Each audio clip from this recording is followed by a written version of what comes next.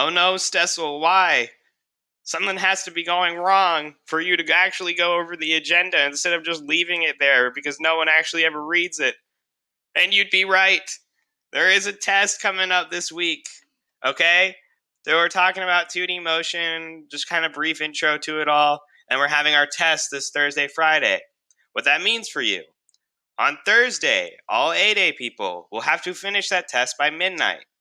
On Friday, all B-Day people will have to finish it by midnight on Friday, okay? You don't have extra time to do it later.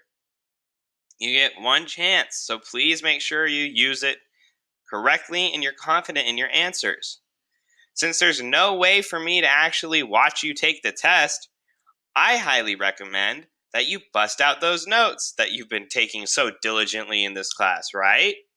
And if you haven't, maybe now's a good time to go back through all the paradox and take some notes so that when you get to Friday or Thursday, you are really prepared for this test and you have your stuff as reference.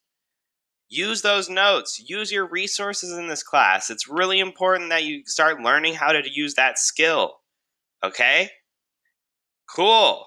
It shouldn't be too bad for you if you've been taking notes. Honestly, it should be a piece of cake. Cool.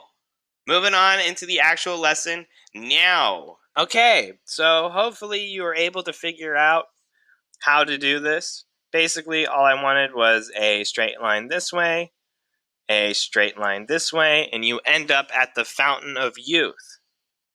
Now, let's say I want to take a shorter path, and this time, maybe Jim can use his hang glider to get across.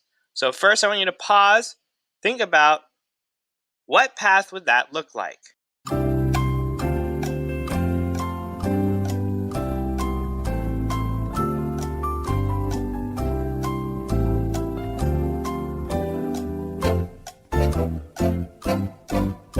Okay, so hopefully you're able to figure it out.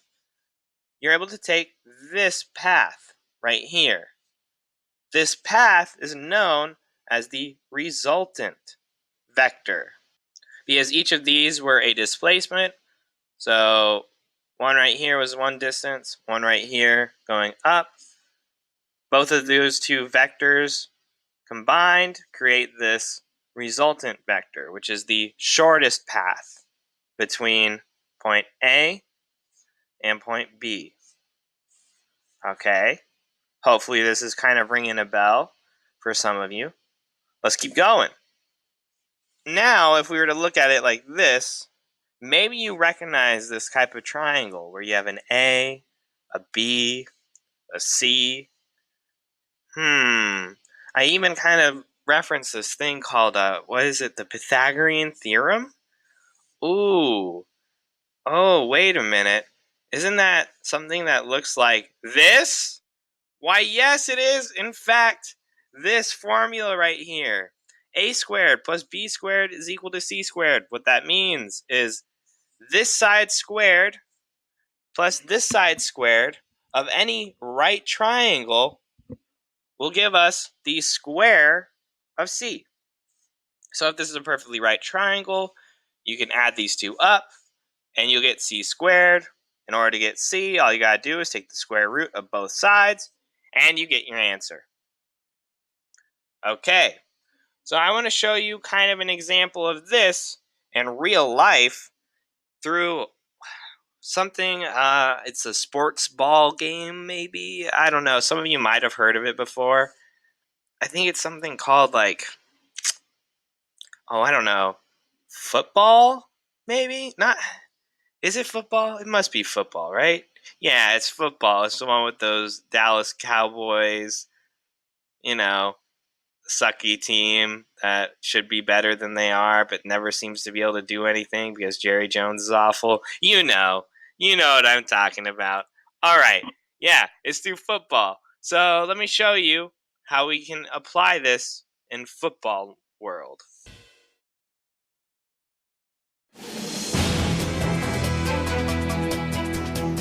It's one of the most exciting chases in the NFL. A receiver or running back making a beeline for the end zone with a defender in hot pursuit. You identify the ball carrier. From there, you want to close the distance between yourself and the ball carrier as quickly as possible.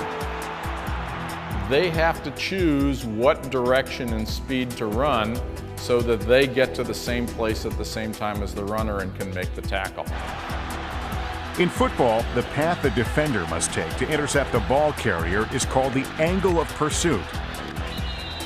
According to John Zeigert, an automotive engineer at Clemson University, this path is also a perfect illustration of a fundamental equation in geometry called the Pythagorean Theorem, discovered by the Greek mathematician Pythagoras more than 1,700 years ago.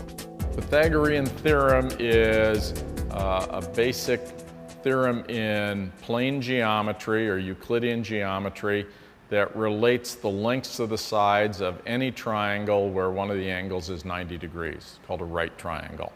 On a right triangle, the two adjacent sides, A and B, are called the legs.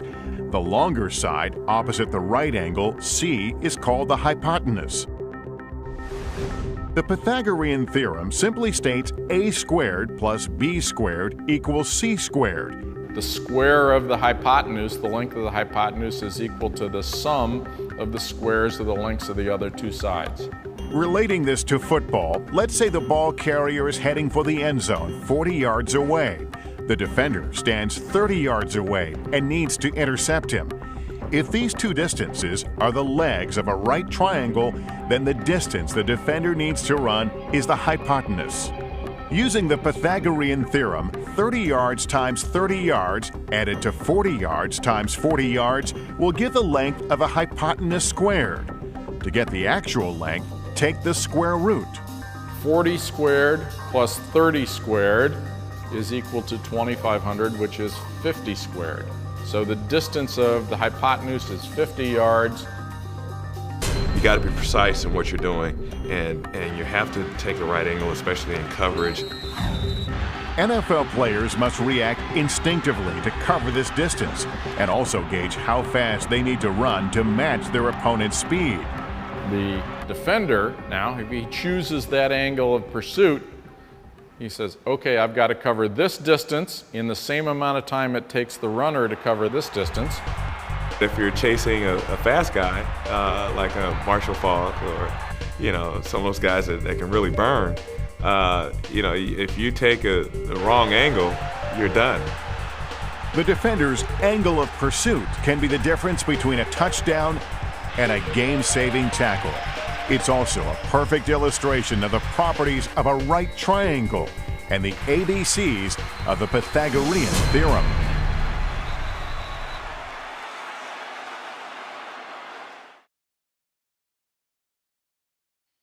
Okay, so hopefully that football video plus the formula are starting to ring a bell for some of you. If it's not, that's perfectly okay, because we're going to go through it right now together. So, a duck is paddling a giant egg east across a river. So it's this direction at a speed of 14 meters per second. The river's current flows south, so it's heading this way, right, at 6 meters per second. What is the duck's resultant velocity in the river relative to a hippo standing on shore? So this direction, the length of this triangle would be 6 meters per second. The length of this side of the triangle would be 14 meters per second. I can't go all the way because my big old head is getting in the way. In order to calculate this, we need to use the equation of Pythagorean theorem. So that is a squared plus b squared is equal to c squared. All right, so a squared is 6 squared plus b squared, which is 14 squared, is equal to c squared. Okay, I'm going to pause it, get the calculation real quick. Okay, so 6 squared, of course, 36 plus 196, that's 14 squared. Those two numbers add together, and they get something like, I think it's 232.